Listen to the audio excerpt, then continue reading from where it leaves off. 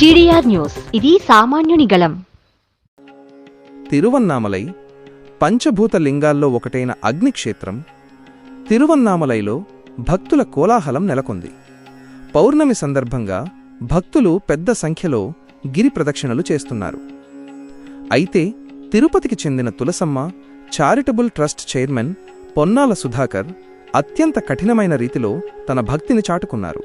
సాధారణంగా భక్తులు 14 కిలోమీటర్ల గిరిమార్గంలో నడుచుకుంటూ ప్రదక్షిణ చేస్తారు.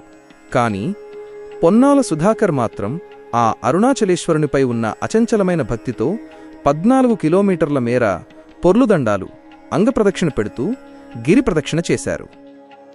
నడుచుకుంటూ వెళితే కొద్ది గంటల్లోనే ముగిసే ఈ ప్రదక్షిణను పొర్లుదండాలతో చేయడం వల్ల సుమారు 16 గంటల సమయం పట్టింది. నేలపై దొర్లుతూ ప్రతి అడుగులోనూ శివనామస్మరణ చేస్తూ ఆయన సాగించిన ఈ మహాగిరి ప్రదక్షిణ చూసి భక్తులు ఆశ్చర్యానికి లోనయ్యారు. శరీరం సహకరించకపోయినా శివునిపై ఉన్న విశ్వాసంతో ఆయన ఈ కఠినమైన మొక్కును పూర్తి చేశారు. సామాజిక సేవలో ముందుండే పొన్నాల సుధాకర్ ఈ విధంగా ఆధ్యాత్మిక మార్గంలో తన భక్తిని చాటుకోవడం పట్ల పలువురు ప్రశంసలు కురిపిస్తున్నారు.